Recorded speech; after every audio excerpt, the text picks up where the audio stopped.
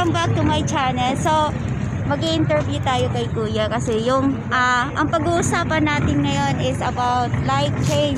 Yung nagbago, may ano ba nagbago noon kaysa ngayon sa mga paninda natin. So, ngayon, alam nyo naman na isa ako sa vendor dito sa area ng market. So, tingnan natin kung papayag si Kuya. Sasagot mo lang. Kuya, ano ba yung pinagbago noon kaysa ngayon? Malaki yung pinagbago. So, ano yung mga pinagbago? Sa mga tindahan, mahina. Normal masyado. Yung mahina daw. So, hindi gaya na Katulad nung wala pang pandemic. Yung maganda-ganda. So, may customer si Kuya. So, ngayon, alam mo na kung anong pinagbago ngayon kaysa ngayon. So, Malaki yung pinagbago.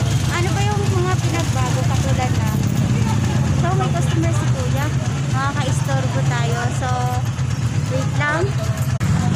Ano-ano Kuya yung pinagbago at bakit mo nasabi na may nagbago? Kasi katulad niya, itong mga bintang, at tanghali na, wala pang kita. Samantalang nung pandemic, pagbukas lang, may kita na. Nung wala pang pandemic. So, yan, na-istorbo natin si Kuya. Maraming salamat Kuya sa pag-ano namin, na-istorbo ka namin. Maraming salamat Kuya. So, ngayon, marami talaga yung nagbago sa akin sa Manila. Hindi lang si Kuya, kasi yung ibang area na nandito sa labas ng market. So, hindi lang yung mga tao na nandito na nagtitipagsapalaran para mag-business. So, marami